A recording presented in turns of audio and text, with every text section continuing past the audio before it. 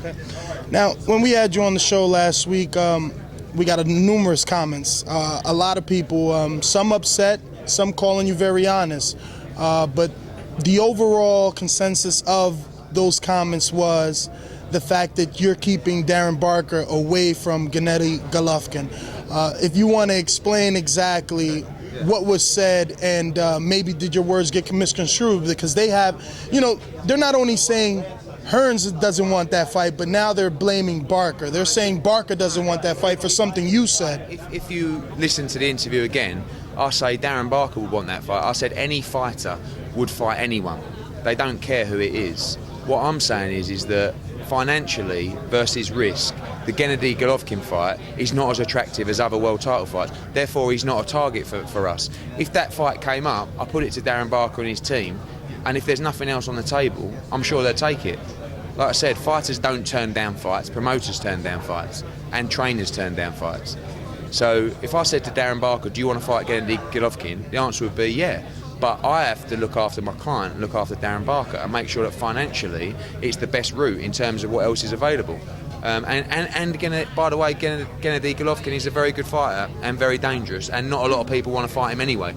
Just I'm the one that's honest that comes out and says it. Do you know what I mean? So look at, he's offered everybody in the middleweight division fights. He's offered the fight to Matthew Macklin. He's offered the fight to Martin Murray. They've all turned it down. So it's I'm just the one telling you the truth. Gennady Golovkin is a great fighter. He's hugely heavy-handed. He's very, very dangerous. If I can get a shot at Daniel Geale, or I can get a shot, at Chavez Jr., or I can get a shot even at Sturm. I know he lost recently to Solomon, but those kind of fights versus a reasonably small payday against Golovkin, I'm going to take those fights. And you want those fights for the world title. Again, Quillen is another fight we'd love to have. So they're the fights we want, not the small money fights against someone who's very, very good and very, very heavy-handed. That's just clever, isn't it? I mean, you tell me, Lester. I mean,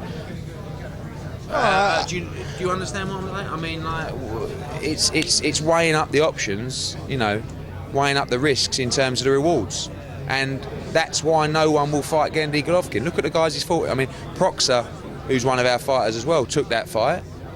And then he fought Rosado in his last fight, and now he's talking about even fighting Brian Vera. No disrespect to Gregor's Proxer, he's one of our fighters, but where are the big fights for Gennady Golovkin? The answer is, no one wants to fight him. But, Mr. Hearns, how good is he if he's made his last 6 defenses against 154-pounders for a 160-pound belt? I mean, how could we fully assess this quote-unquote middleweight monster when he just hasn't fought a natural middleweight? Well, he fought Gregor's Proxer. He's a natural middleweight. That was a recent defence. But yeah, you're right. Rosado is generally a light middleweight. But I think that's because people aren't stepping up to fight him. And I don't know whether he's a beast. I don't know if he's very good. But all I'm telling you is he's very good and he's very heavy-handed. So if there's other opportunities out there for fighters, and if he's not any good, then why aren't all these other middleweights in the world fighting him? Answer me that. Because look at the likes of, and we've never been offered the fight for Barker. But I know that Murray has, and I know that Macklin has. Why have they turned it down? Why have so many other middleweights turned down a fight with Golovkin? Same reason. Now, high risk, low reward. If HBO were to ask you, would you put Barker in there with Golovkin, would it still be the same scenario, or would now the money definitely be worth the reward? The reward is definitely worth the risk now, correct? It is, and also the reward is a potential world title fight. I'm not rubbish in that. All I'm saying is that whenever I get an opportunity for a fighter, I go to the fighter and a trainer. But for me, when I look at the opportunities for fighters in this chess match that he's boxing and try and plan a fighter's career, I'm not going down the route of Gennady Golovkin. If that fight comes, you ask Darren Barker and you ask his trainers if they want it. If they want it, they'll take the fight, and the money's right, they'll take the fight.